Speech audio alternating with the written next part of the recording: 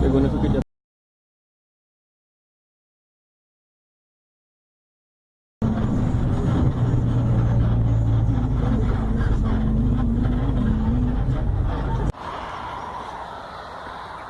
Pero porque ya metieron por allá. Entonces, para empezar, pues ya todos vieron el módulo de ecología con la doctora Gladys, ¿sí o no? Entonces, ¿qué es ecología, muchachos? Bueno, es una ciencia. La casa. Tiene todo el tema de Las leyes. Que estudia ecosistemas, leyes. terrestres, acuáticos, todo lo que implica ellos y su relación con los habitantes. Es la interacción de los organismos con todos los factores que están en el medio, ¿sí? Entonces, generalmente cuando uno habla de ecología, muchas veces olvida que entre esos factores ecológicos importantes está el suelo, ¿no? Y el suelo, muchachos, pues es como casi que lo que origina todo lo que nosotros vemos acá al frente, lo que ustedes ven acá como praderas, como pastos, pero lo que vemos más al fondo como montañas. Entonces muchas veces ignoramos o no somos conscientes que ese suelo es lo que permite que todo funcione. Nosotros no podemos mirar, muchachos, un solo elemento sin mirar el todo.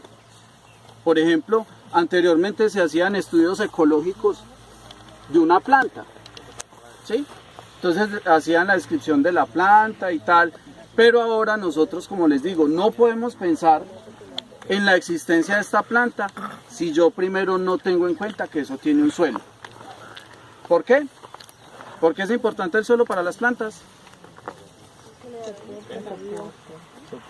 Porque le da soporte, porque le da los nutrientes. Pero ¿qué otro factor es importante para estas plantas?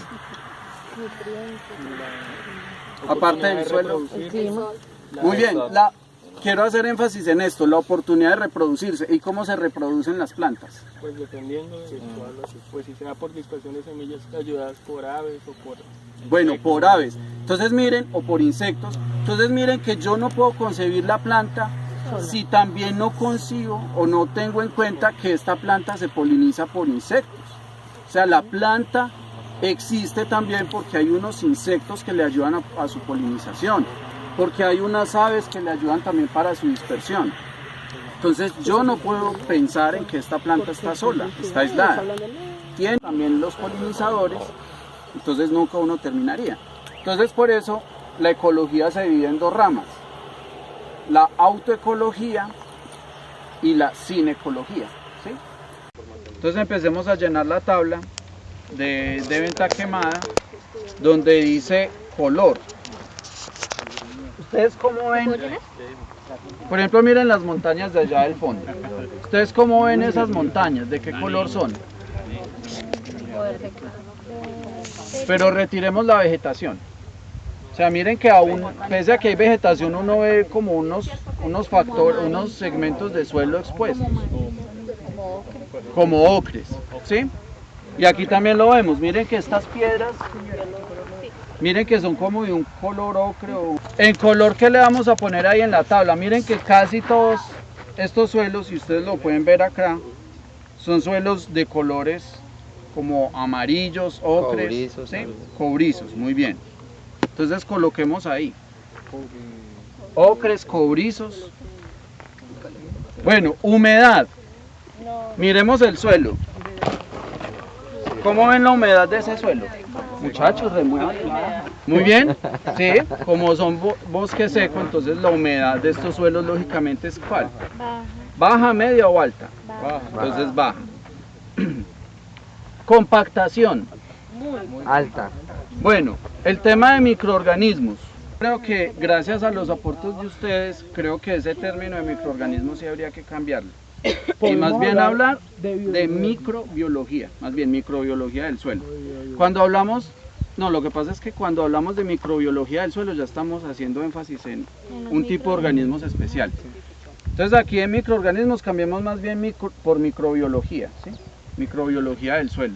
Entonces ya vamos a mirar es solamente esos microorganismos o esa microbiología que hay en el Pero suelo. sí se podría decir microorganismos, lo que pasa es que estamos haciendo la relación. Si los microorganismos, eso es un indicador de fertilidad y vemos que el suelo es poco fértil, obviamente va a haber poca concentración. Obviamente hay que hacer un estudio, en este caso bromatológico, si podemos ver especies, podemos hacer un estudio edapológico también, ¿cierto? Pero podemos hacer la relación. Bueno. Los microorganismos estaría sesgando los macro. Entonces cuando hablamos de microbiología del suelo hablamos de micro, meso y macroorganismos del suelo, ¿sí? Entonces cuando habla de micro, entonces lo que usted decía ahora, si son micro entonces no los puedo ver, ¿sí? Si hablo de meso, entonces ya son colémbolos, pequeños insectos que uno a simple vista de pronto no los ve, pero si ponemos una hoja blanca y agitamos el suelo, ahí mismo empiezan a brincar acá.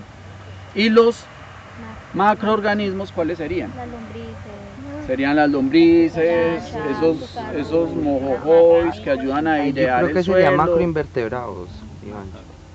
Serían Lo que decían los macroinvertebrados, sí, macroinvertebrados, macroinvertebrados, Pero también ahí estarían los... macroorganismos. Bueno muchachos, el hecho es que, bueno, nosotros no vamos a hacer aquí un estudio de microbiología del suelo, simplemente es como usted mismo lo decía, Jaime, Hacemos la relación. y usted mismo lo dijo, aquí hay altas temperaturas, por lo tanto, y también hay poca materia orgánica, por lo tanto, ¿qué pasa con esa microbiología del suelo? Es baja. Listo, entonces, la de fertilidad dejémosla al final. Sigamos con la pendiente. ¿Ustedes cómo ven las pendientes de estos terrenos? Pero acá donde estamos parados, ¿cierto? Aquí fue donde hicimos el transecto. Aquí. Generalmente son zonas planas, pues hay algunas ondulaciones, pero podemos decir que en este sector es que, Plan.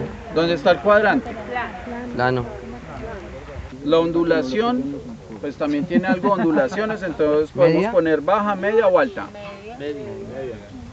El tema de fertilidad, como les decía entonces, estos suelos vienen ¿de dónde? De materiales de Arrastre. arrastre, ¿de dónde? Aluviales o que vienen desde las partes altas como los nevados. Como les decía, como hay tantas rocas y como los transectos son tan largos, entonces la descomposición de esas rocas, pues también hay diferentes tipos de rocas y cuando se depositan acá, entonces van a tener una alta cantidad de todos esos materiales, ¿sí? No es como en las partes altas que hay cierto tipo de rocas nomás, no, por acá ya vienen arrastrando o recogiendo una gran cantidad de rocas diferentes y a medida que las rocas van chocando, muchachos, en los ríos, ustedes ven que van quedando como más redondas, ¿sí? Les van dando como una forma, no como en las partes altas que las rocas son como angulosas, ¿sí? Aquí a medida que van siendo arrastradas y como lo van a ver en los cortes cuando pasemos por las carreteras, las piedras son generalmente o las rocas son redondas. Entonces, gracias a ese choque, a esa fricción, es que se van soltando esas partículas de roca y van generando o van creando entonces lo que en principio podría ser el origen de esos suelos. Porque para que haya suelo como tal, tiene que haber microorganismos, tiene que haber plantas. Si no hay microorganismos, si no hay plantas, entonces yo no puedo hablar de suelo, porque los suelos se originan es gracias a esa microbiología del suelo, gracias a las plantas, como decía ahora Felipe Pino también. Ciclos biogeoquímicos. Entonces, también por los ciclos biogeoquímicos es que entonces se va formando el suelo. Pero podemos decir que la fertilidad de estos suelos es alta, por lo mismo, porque son suelos que vienen de un material de arrastre con diferentes tipos de rocas. Estos suelos son muy fértiles. Lo que pasa es que no hay nada perfecto, no hay dicha completa como se dice. Son suelos muy ricos en nutrientes, pero son suelos muy compactados. En cambio, en las partes altas son suelos más pobres, pero la estructura del suelo da para que las raíces perforen lo que quieran, desarrollen sus raíces por donde quieran. Hay capas de materia orgánica de 1 metro de profundidad o más. En Chinchiná hay suelos de 1,50 m de profundidad de materia orgánica. En cambio acá son muy superficiales las capas orgánicas, ¿sí? Entonces podemos decir que de fertilidad, estos suelos tienen una fertilidad de media alta o podemos decir que alta. Y ya la calidad es la suma, muchachos, de la tabla, ¿sí? Entonces mirar el tema de bajos, el tema de altos, el tema de medios. Por ejemplo, la humedad, ¿cómo nos dio? Baja, eso le quita puntos a la calidad. Microorganismos, baja, ¿sí o no? Eso también le quita puntos a la calidad de ese suelo. La compactación es alta, pero la fertilidad también es alta y son suelos más bien planos. Entonces podemos decir que ¿cómo es la calidad de este suelo? Media.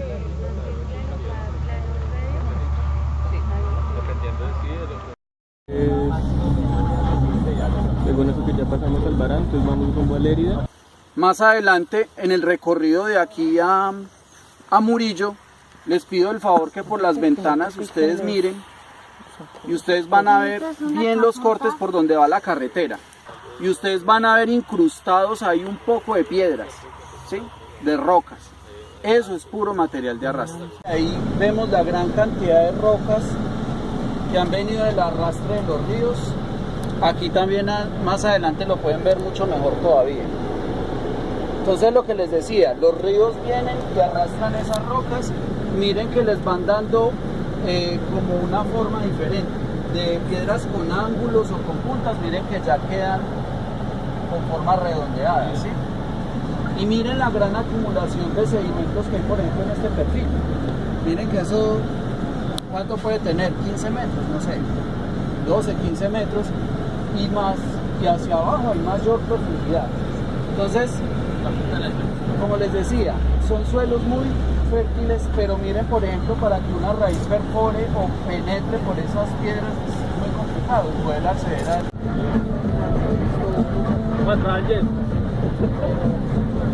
Ya vamos a parar. Ya vamos a parar.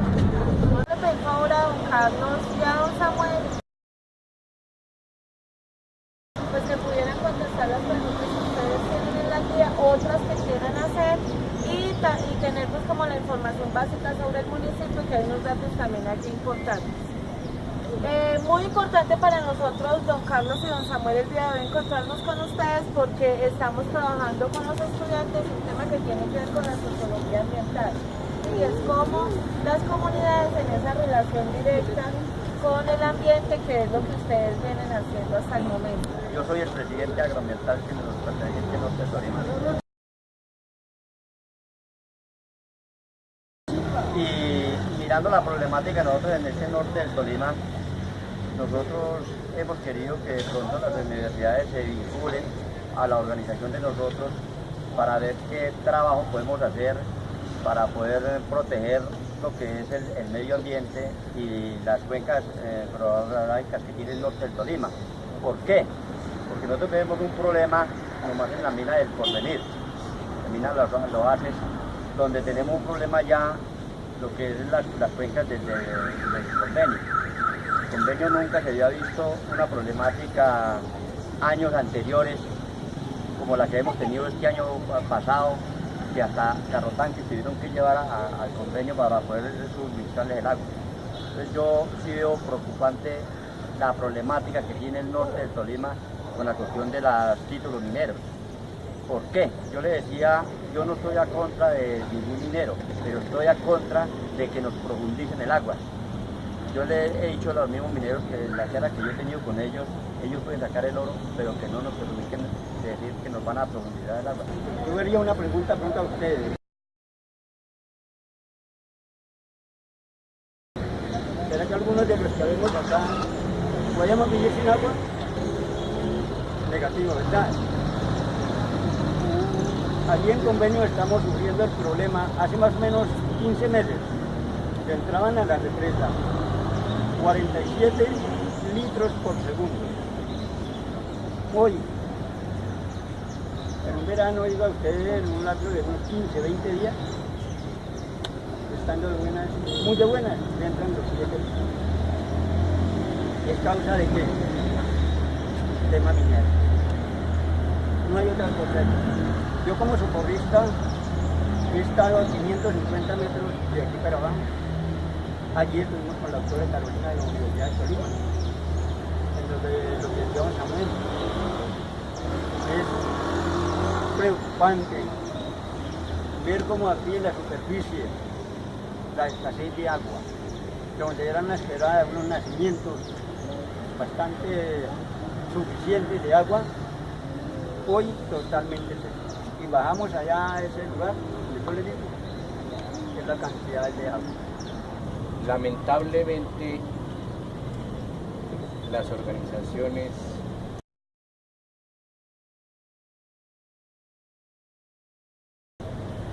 no logran tener resultados favorables.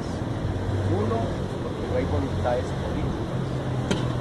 Dos, porque cuando surgen organizaciones de gente humilde que no tiene el apoyo por ningún lado, porque se hacen las solicitudes y todo queda en el olvido y, como el caso concreto aquí de los impuestos, que desde el año pasado estamos en esa lucha.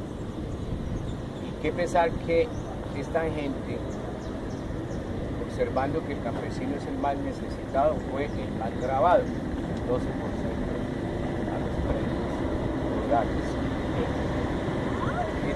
Se ha dicho que el concejal es el que representa los intereses de la comunidad y lo elegimos para tal efecto, para que haga un control social y haga un equilibrio prácticamente, porque como la política en nuestro país lamentablemente, y hay que decirlo así, es AMPA que se ha venido institucionalizando y cada vez toma mayor fuerza y no se tiene una cultura o un sentido de pertenencia, un sentido de familia, de velar por los recursos y que los recursos verdaderamente sean bien administrados. Bueno, don Jairo, es quizá compleja la situación que vive aquí la comunidad del Líbano con respecto a la explotación minera, la explotación aurífera que se viene generando aquí en esta población. Sí, lamentablemente el campesino no ha sido atendido y se toma como una persona problemática, peligroso, a pesar de que haga sus reclamaciones por escrito y pida dentro de los buenos oficios ser escuchado. ¿Por qué? Si el campesino pide que le asistan por efectos de la cuestión minera, muy difícilmente es atendido. Tiene que hacer prácticamente mítines, pero solicitudes individuales no. Y cada vez los títulos mineros que se otorgan son mayores. Yo asistí este año a una reunión en la Trina donde se observaba que dieron 92 títulos mineros y 7 permisos para la cuestión de estas nuevas hidroeléctricas.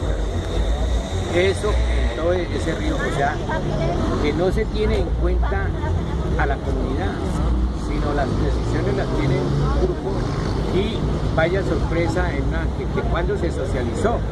Y entonces decía en el acta, no, que se le avisó al policía y el policía a unos niños de un jardín infantil y a las autoridades del jardín, o sea, a los administradores. Es decir, que las entidades encargadas de otorgar estas licencias, estos títulos, no tienen en cuenta la comunidad. Y hacen, y todo, por la mayor parte, lamentablemente es así, todo se hace clandestino. Cuando llegan ellos ya todo está entregado. No hubo oportunidad de hacer oposición o de demostrar que cuál es la voluntad de la comunidad, cuál es la política tradicional y cuál es el sector de explotación, sino de una vez se impone. Y por eso vemos, por ejemplo, el caso del convenio, que una región que era muy rica en agua, vaya sorpresa, hay días que no cuentan con una gota de agua. O sea, se ha venido disminuyendo el caudal. No, significativamente. Entonces, el problema es negocio. ¿Por qué? Porque lamentablemente hay que decirlo, esto hay situaciones debajo de cuerdas que dan la mordida. ¿Y qué dice la autoridad ambiental? Pues lamentablemente la autoridad, pues que ese es Cortolima, ella siempre se pronuncia en que nosotros no tenemos la razón. Entonces, por eso se necesitan instituciones ajenas, que sean vedurías, de gente que sea imparcial, porque en las reglas del juego internamente prima la fuerza del que está como dice organizado y el campesino, que es lamentablemente el que nunca tiene los recursos, nunca cuenta con los elementos, ni cuenta con el político, porque el político lo utiliza únicamente en elecciones. De resto, pues el campesino tiene es que cuando ya se ve afectado, recurrir muchas veces es a la violencia y al enfrentamiento. O sea que, es decir, don Jairo, que la comunidad en estos procesos no es escuchada ni antes, ni durante, ni después. Lamentablemente esto es así. No hay políticas que efectivamente se apliquen unos programas de exigencia que cumplan los requisitos para obtener un permiso. Bueno, vemos toda esta parte como fue lo que se llevó a cabo allí en la represiva. Vaya sorpresa, ellos contaban con todo y el campesino haciendo reclamaciones y luego le dijeron que no, que todo estaba bien, cuando con ellos nunca contaron a efectos de poder tener los permisos debidamente legalizados, porque primero hay que socializar, primero hay que consultar con la comunidad. Sí. Muchas gracias. A usted, don Jairo, déjenos al respeto. Jairo. Muy buenas tardes para todos. Buenas tardes. Mi nombre es César Rincón, soy guía local del municipio. Estamos en el municipio de Murillo. También, bueno, lo que hago, pues, les voy a explicar cómo nos hacemos. Al oriente, estamos con el municipio. Al sur, con el municipio de Villahermosa. Al norte, con el municipio de Santa Isabel. Y al occidente, con los departamentos de Risaralda y Caldas. ¿Listo? Bueno, también les comento, esta tarde vamos a hacer el recorrido que se llama Murillo desde Tradición y Vida, que es lo que encierra toda la historia del Murillo, todas las dudas, preguntas, inquietudes que tengan, pues me las van a poder hacer, pues, si quieren de una vez, o esta tarde apenas estemos haciendo el recorrido. Vamos a pasar por algunos solares productivos, vamos a ver cómo es el proceso de la lana, cómo se hacen las ruanas, también las cobijas y todo esto así. Van a ver qué es un telar, todo eso lo van a encontrar esta tarde. Pues ahorita ya mis compañeros les van a hablar sobre la fundación que nació a fin del año pasado y es con ánimo de promover a un turismo y a formar, sí, como las personas, a civilizarlas para que conservemos el medio ambiente. Entonces ya ahorita ellos les van a contar qué es la fundación y qué es el grupo Guardianes de Comandante. Entonces pues creo, si hay alguna pregunta o inquietud, pues... Ok, entonces les presento a los compañeros Juli Rincón y pues Mauricio Rincón, que son los que les video o la presentación. Nos voy comentando. Entonces, mi nombre es Mauricio Rincón, yo soy acá nativo. La intención de Fundación Montaña Viva Nevados es principalmente la conservación y las zonas de influencia.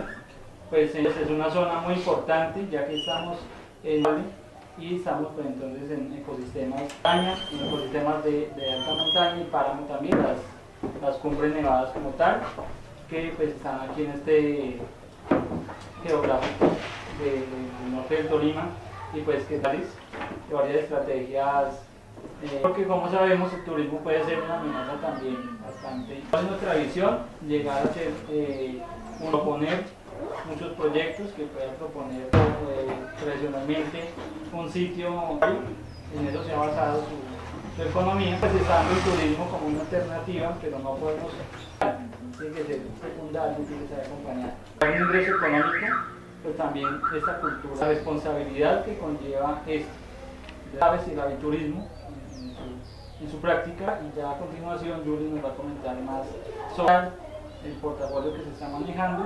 Y aquí está el panorama del turismo turístico para fortalecer precisamente lo que les comentaba, este desarrollo socioeconómico y pues este potencial tiene para que sea sostenible en el tiempo, degradar nuestro territorio. Vamos a terminar pues con un desierto y con un problema bastante grave, peor de que digamos el abandono del territorio, y también puede ser una amenaza dependiendo para un trasegar más de importe, pues nos falta con un problema de turismo informal, que es todo lo que en sí no están dejando sino la basura, más allá estos impactos. Tenemos insuficiencia de capacidad hotelera y pues también están las posadas. Oferta gastronómica, pues por lo mismo, el pueblo no cuenta con esa intervención en infraestructura y equipamiento de las rutas turísticas, de fortalecimiento de la cultura ciudadana con principios turísticos y medioambientales, por servicio y generar pues la idea que la riqueza natural y paisajística propia de la media y alta montaña, también todo este potencial de desarrollo de turismo de naturaleza y aventura. Por la seguridad pública pues nos favorece el colombiano, una historia un poco gris en la administración municipal, y también ya estamos pues generando otros lados, se puede denominar así, con ONGs estratégicos. Bueno, también hay varias cositas pues que, como para hacer más rápido esta presentación, para que nos den impactos generales por el turismo, ¿no? Estos fuertes impactos negativos ambientales en los ecosistemas de bosque, de páramo y de glaciar, producido por las actividades indebidas e insostenibles en estos ecosistemas. Cada vez es más arriba, entonces pues genera soluciones que pueden ser el turismo, que puede ser que ellos se organicen. Hay unos proyectos de influencia, que es la vía Bogotá-Cambaba, Murillo, Manizales, es un también proyectos como posibles hoteles o cadenas supergasos, y generando todas estas propuestas. Amenazas con el turismo, que pues intentamos, que está el incremento de los impactos ambientales, también digamos un problema bien grande que es el altos impactos en la economía local y la pérdida de identidad cultural. La parada, que es la arquitectura pues más autóctona, que te parece que ya en menor proporción, pero también vemos por áreas, y también pues entonces es eso, que nosotros generemos espacios y hagamos toda esta campaña cultural. Estas estrategias, como les comento, para la participación activa de todas las políticas públicas que contribuyan en la conservación, y pues hay muchas zonas, y también apoyar y trabajar en conjunto con organizaciones sociales y políticas. Pues esto es básicamente lo que... Hola, mi nombre es Julie Rincón. Primeramente les doy la bienvenida a nuestro municipio. Nosotros tenemos, como Mauricio ya les decía, una inspiración. En el momento, la idea del grupo, pues es como una ramita de la fundación, ¿sí? Nosotros realmente pues nos enfocamos en 3 rutas principales, lo que es de tradición y vida, que ya ahorita el compañero les explica la ruta porque la van a hacer. Perdón, termal, granate. ¿Cómo? No, ya les cambiaron. Por los dueños ya los cambiaron que granates. Bueno, eso es un problema ahí. La idea principal de nosotros, primeramente, es lo mismo, la conserva, que era un turismo sostenible. Cuando les digo de que llegue gente de afuera y aporte algo para el municipio, se tomen su cafecito, ahorita como ustedes que ya son. Nosotros con la fundación, como les digo, somos una rama. En el momento estamos trabajando 2 personas de ahí, que es Julián Bernal, él está encargado pues del banco de proyectos y todo eso. Bueno, entonces les comento, primero se llamaba Cascada la Planta por el motivo de aquí sacaban la luz que transcurría hacia Murillo. ¿Dónde era? Allí en esa casita que ve allí abajito, ahí funcionaba el molino no, sino la planta que producía la luz. Esos cositos era por donde pasaban las cuerdas hacia arriba. No, ella le comparte. Sí. Bueno, y además de eso, por aquí bajaba una tubería muy inmensa, era que transportaba el agua. El agua la cogían desde por allá, desde bien arriba, venía por acequias hasta un tanque que hay allí. De ese tanque se venía en tubo allí y con la presión que bajaba ahí hacía mover las turbinas y cogían la luz para Murillo. Ahorita en Murillo les voy a mostrar los postes donde estaba el transformador. ¿Y ahorita entonces la energía dónde la obtienen? La energía es ya de Enertolima, pero en sí con los planes de la fundación es de lo mismo, volver a como hacer otra similar para hacer la iluminación del sendero. Entonces para que lo tengan muy en cuenta y cuando vuelvan, ojalá ya la encuentren. Está guiando en esta travesía y hace parte de una fundación muy importante en defensa del componente ambiental. Pero ¿cómo ve usted la producción ganadera, no solo en esta zona, sino arriba en el páramo, César? No, pues en sí la producción ganadera ha estado afectando mucho lo que es el páramo, más que todo. Pues en sí acá por lo que ha destruido muchos bosques para ampliar la producción del pasto. Exactamente, para la ganadería. Pero en sí en el páramo tú vas a ver que allá un frailejón crece 1 centímetro al año y allá un ganado ahí coge y tan, lo tumba con el cacho, con algo rascándose, pues es mucho más el impacto. Tanto como en el estiércol que ellos botan, que ha sido producido por 7 estómagos que tiene la red, entonces pues también es mucha contaminación, tanto para acá como en el parque. CO2 y efecto invernadero. Exactamente. Okay. Sí,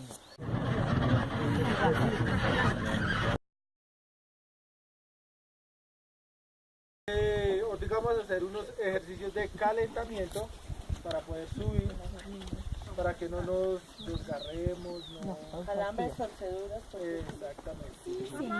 Dolorán. Me tiene miedo a Dolorán. Dolorán no puede pasar en la maestra. Nadie se puede adelantar y nadie va detrás de César. Entonces él tiene como la obligación de responder por los de atrás, entonces yo voy adelante. Nadie va a correr, por favor nadie se va a abrigar más de lo necesario, profe. Se puede ir. Profe, ya, tranquila.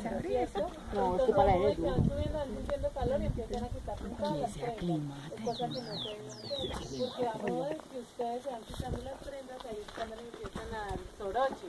Entonces lo más desabrigados que puedan, a modo que vayan subiendo y crean que es necesario que se pueden cubrir, lo van haciendo, ¿listo?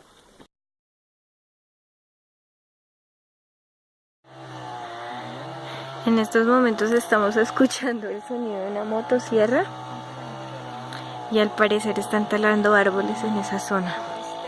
Es para acercar, cuestión de que el ganado no se pase. Pues al poblador le sale más costoso traer los postes desde bien la parte de abajo, pero aún así es muy indignante ver esta situación. Si alcanza a visualizar, al fondo se ven un ganado. Hace poco, ya como a 20 metros más abajo, vimos un frailejones pequeños y el ganado acá en este sector es terrible. Y al parecer están encercando para que el ganado no suba más, pero aún así más abajo donde está el ganado encontramos frailejones. Hay heces de ganado y al fondo se ven los frailejones. Un contraste no muy alentador. Los parchecitos de bosque. El frailejón lo que hace es como el tipo esponja, si han visto las mismas, entonces ellos son reguladores. De que cuando hay mucho invierno ellos absorben mucha agua, entonces ustedes ahorita van a ver uno que haya por ahí partido y vamos a ver que tienen como un tubo PVC en la mitad, es raro, ¿sí? Y es muy chévere, de que tienen el tubo, entonces ellos por ahí parecen como la guauda, usted se dice que la guauda tiene unas capitas, algo así, entonces ellos absorben mucha agua y en temporada de sequía la van expulsando suavemente. Entonces eso que permite de que todas las plántulas que alrededor de ellos se mantengan y no se sequen. Eso es lo que hacen ellos. Mucha gente pues dice que son los que producen el agua y todo eso, pero no. Entonces por eso es importante en el páramo, porque si ellos no existieran, no existiría todo el resto de plántulas que hay.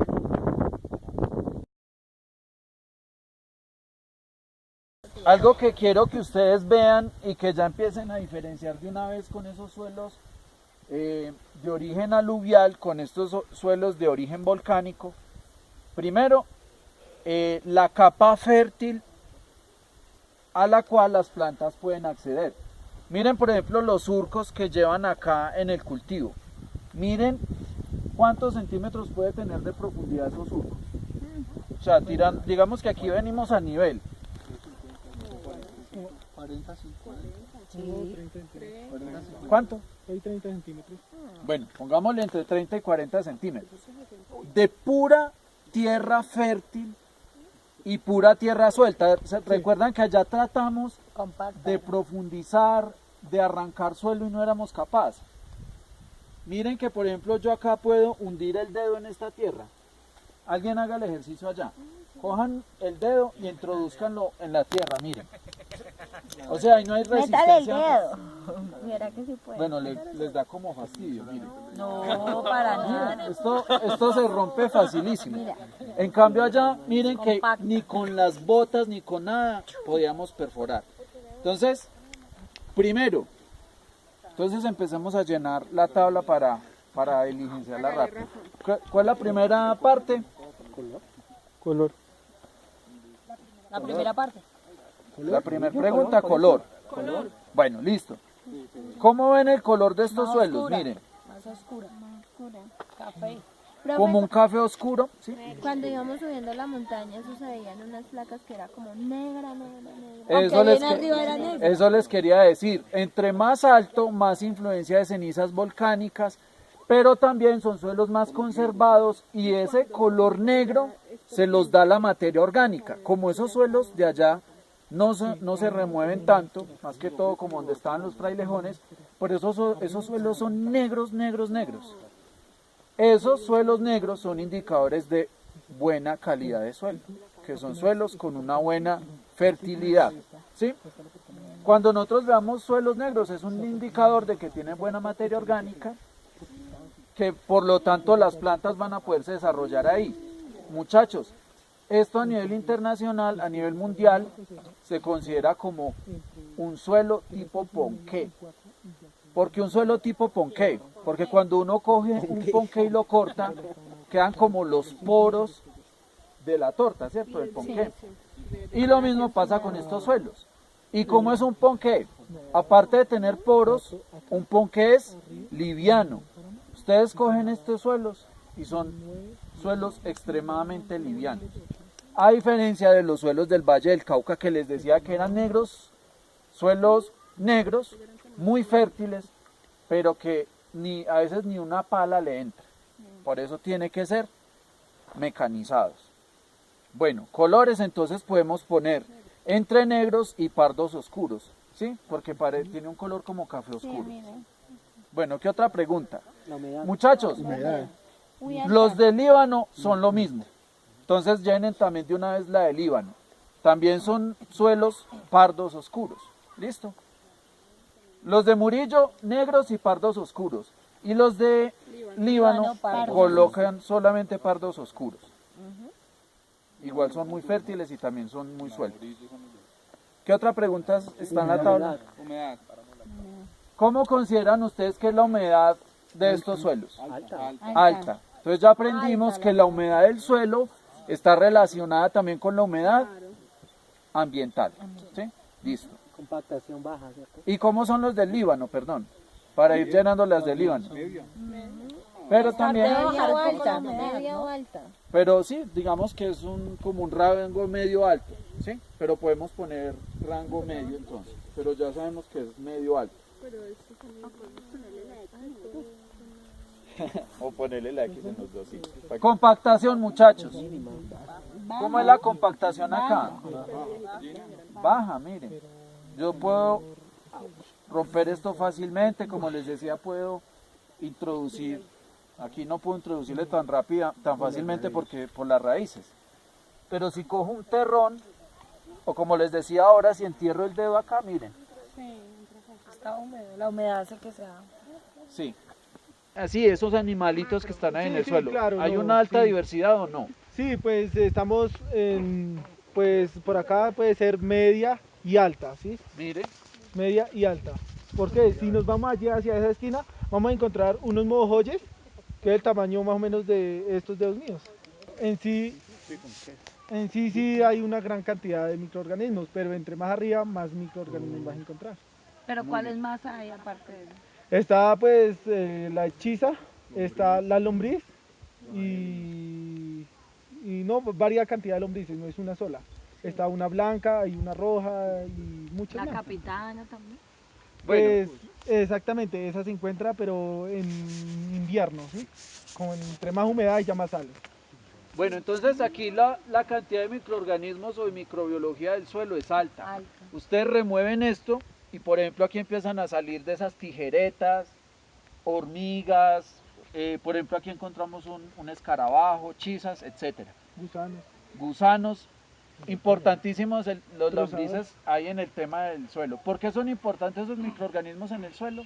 Porque ayudan a descomponer. ¿Por qué qué, Diego?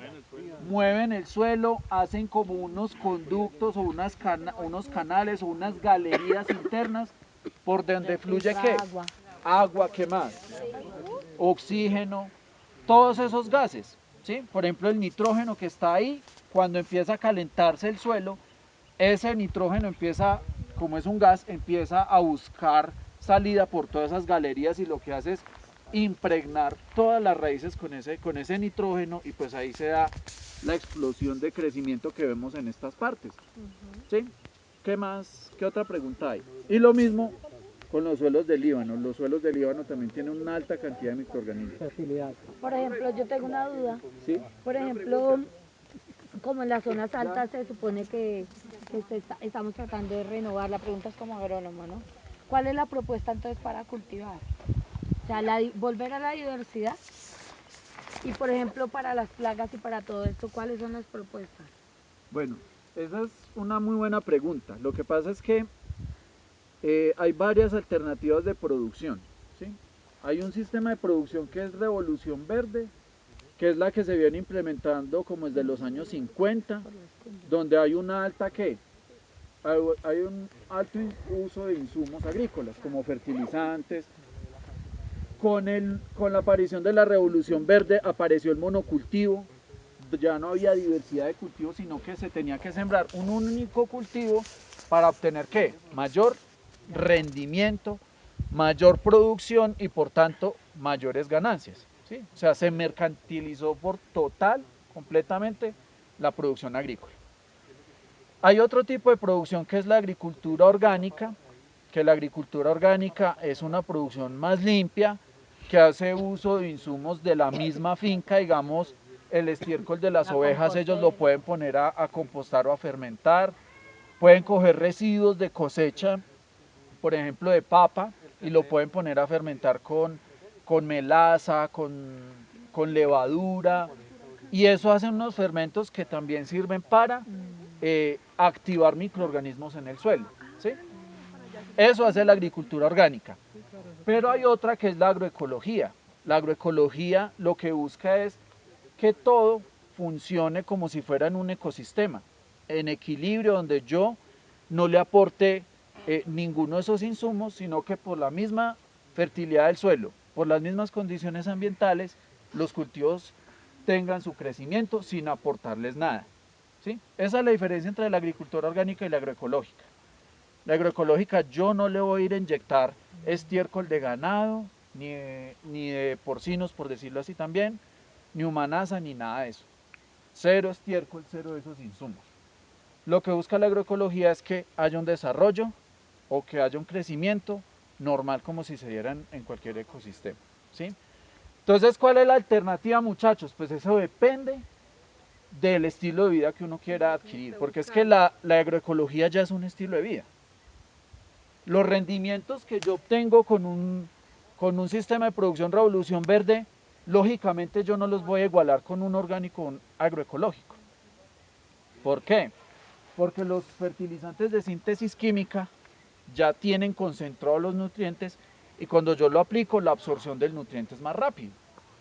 Para yo suplir un producto orgánico por uno químico, la relación es 1 a 100. O sea, si yo fuera a aplicarle aquí 1 kilogramo, por decir algo, de fertilizante al año a esta planta, para que me responda igual tendría que aplicarle 100 veces de materia orgánica. O sea, 100 kilos por cada planta al año. Entonces dicen que la agricultura orgánica o esto es para pobres. No, por el contrario. Si yo quiero establecer o montar un cultivo de esos, rentable pues, bajo la mirada del desarrollo sostenible y de la máxima producción, por el contrario, me quiebro. ¿Cuántos kilos de gallinaza entonces necesitaría comprar para fertilizar todo esto? Entonces, por eso les digo, es un estilo de vida. ¿Por qué? Porque yo voy a decir, no, yo prefiero tener un cultivo que no produzca tanto, va a ser un cultivo que va a ser limpio. Entonces, como les digo, es un estilo de vida. Igual esos productos orgánicos o agroecológicos tienen un mercado y son bien pagos, pero como les digo, pues uno no puede comparar esos dos tipos de producción, ¿sí? Muchachos, esta pregunta es importante, que si hay alguna guía sobre agroecología, uno tiene que ser muy cuidadoso con eso, porque por ejemplo guías de agroecología las hay y grandes, de muy buen tamaño y con mucha teoría que vienen desde España, pero resulta que ese tipo de agroecología ya es un tipo de agroecología ya mercantilizada. O sea, ellos hacen bioinsumos en España y ya los están exportando. Ah, que mire que tenemos el control biológico y entonces ya tienen contenedores gigantes con esos productos, con esos insumos. Entonces ya pasó de ser una agricultura limpia a también a ser mercantilizada. Entonces la respuesta es esta. Sí hay, por ejemplo, en Colombia unos modelos de desarrollo de agricultura orgánica y agroecológica. Y la idea es trabajar con esas propuestas, con las propias de nuestro país o de Perú, o sea, otros países tropicales. Pero no traer esas ideas de agroecología, digamos, de otros países como España, por decir algo, que es como la que está más impulsando en mayor cantidad la investigación, pero ¿es para qué? Para mercantilizar también. Bueno, el compañero me hace una pregunta. ¿Es fácil, sin yo saber de suelo, sin ser agrónomo, sin ser geólogo, agroecólogo, lo que sea, yo puedo saber si un suelo es fértil? Entonces, usted mismo daba la respuesta. Uno de esos indicadores es el color del suelo, como les decía ahora. Entre más oscuro sea el suelo, mayor fertilidad, porque tiene mayor cantidad de materia orgánica, y la materia orgánica le da otro tipo de calidad al suelo, que es la calidad estructural, ¿sí? ¿Cuál es la estructural? Lo que ya hablamos de las lombrices que forman unas galerías y todo eso. Eso es la estructura. Decíamos en la parada de Venta Quemada que esos suelos de allá también son fértiles, porque vienen de un proceso de arrastre de material, ¿sí, muchachos? De material de río. Pero decíamos que estructuralmente eran unos suelos malísimos porque eran compactos, y para que una raíz llegara hasta donde estaban los nutrientes tenía que sufrir mucho, y por eso la mayoría de esas plantas que están en bosque seco tropical tienen un desarrollo de raíz así, hacia los lados, sí, también es hacia los lados, y muy pocas pueden llegar a profundizar lo suficiente. ¿Aquí sí es profundo? Aquí sí es profundo, y por eso encontramos entonces estos pinos, por decir algo, que alcanzan unas buenas longitudes, o sea, unos buenos tamaños. ¿Por qué? Porque pueden explorar toda esa fertilidad que hay ahí y que puede ser asequible por lo que son suelos muy sueltos. ¿Listo? ¿Qué otra pregunta, perdón? La pendiente. Bueno, pues en esta zona vemos que la pendiente es como. No, pero aquí es... ¿Como ceniza? Aquí, ¿cierto? Es muy leve, pero digamos, ya en general, o sea, estamos hablando de esto, pero también vamos a extrapolar a lo que vimos hoy. ¿Cómo vieron las pendientes de la parte de los nevados? Alta, ¿sí? Entonces, digamos que en esta zona hay unos terrenos muy buenos con cierta ondulación, hasta algunos planos, pero vemos también unas partes con unas pendientes muy altas del 70%, por ejemplo. Por donde nosotros bajamos, ahí hay unos potreros con pendientes del 60 o el 70%. Entonces podemos decir que en general estas zonas, como vienen de ladera, generalmente se caracterizan por ser de pendiente media a alta, ¿sí? Y lo mismo sería Líbano, ¿sí? Plano. Sí. Calidad, recuerden que la calidad me la da todos esos factores. Entonces yo empiezo a mirar color oscuro, que me indica buena fertilidad. ¿Qué más? Buena humedad. Buena humedad, ¿qué más? Microorganismos alta, entonces también es un suelo muy bueno por la alta cantidad de microorganismos. ¿Qué más? Fertilidad. Fertilidad, ¿cómo estuvo? Todo bueno, todo bueno. Entonces, calidad buena. Todo bueno.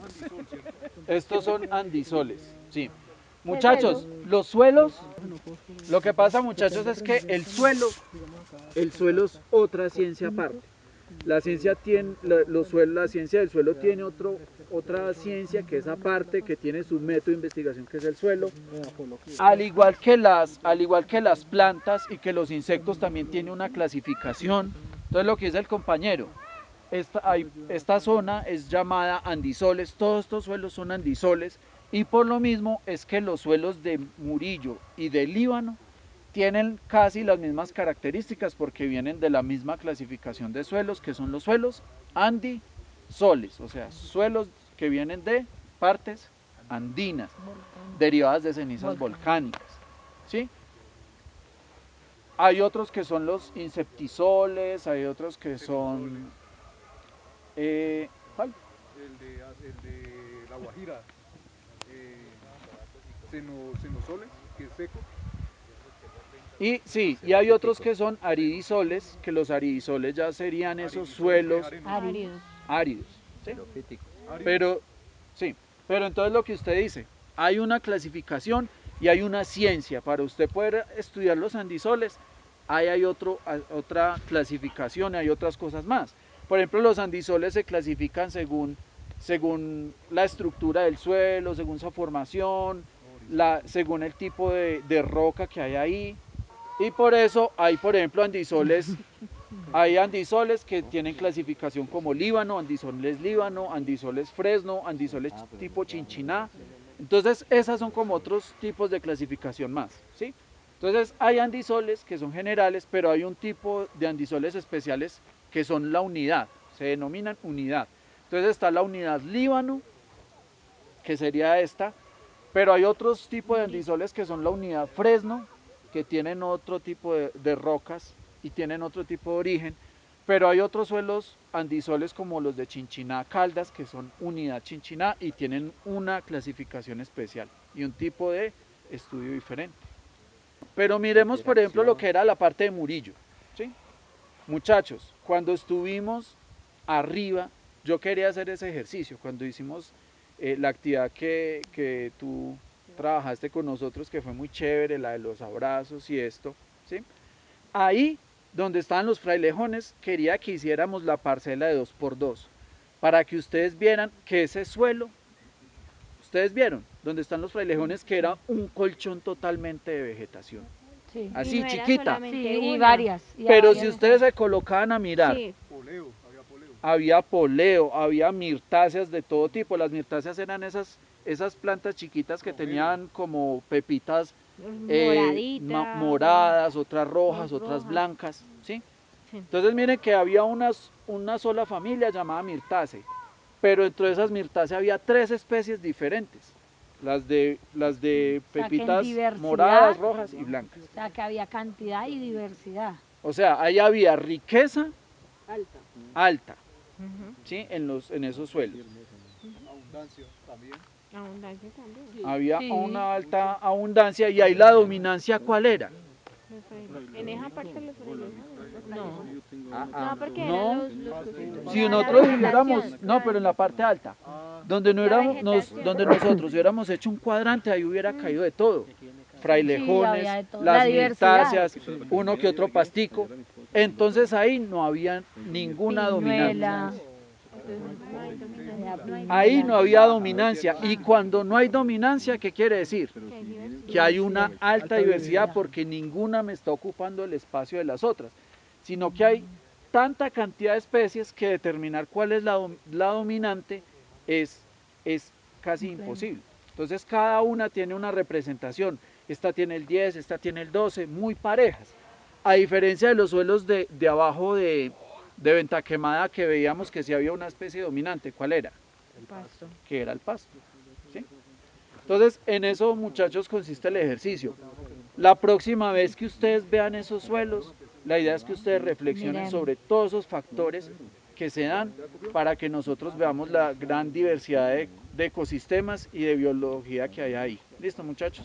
También les quiero comentar, ¿sí vieron ese acequia que pasaron? Exactamente, esa es una de las más antiguas de Murillo. Fue las que le comenté esta mañana, que fueron creadas por la familia Harman, era de descendencia alemana. Yo tengo una duda. Esa acequia que pasamos allí. Ahorita para allá otra vez volvemos a pasarla. Ahorita le digo cuál es. Bueno. De ahí antiguamente se cogía el agua para Murillo, en unos pozos que son albercas que estaban situadas en el centro del parque. Ahí también venían a coger el agua después de que ya hicieron un poco a Murillo.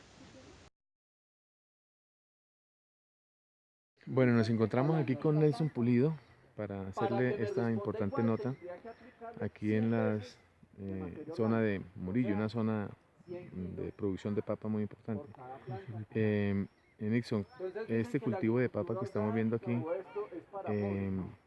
promedio una planta, ¿cuántas papas podría dar en promedio?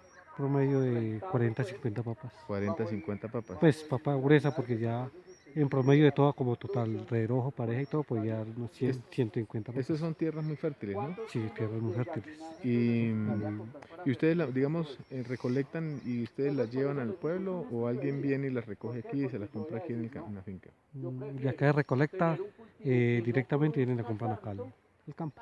Bueno, y la obra de mano, el proceso productivo es costoso, hay que aplicarle muchos insumos, venenos, fertilizantes, abonos, o la tierra es tan productiva que no necesita mucho de estos recursos.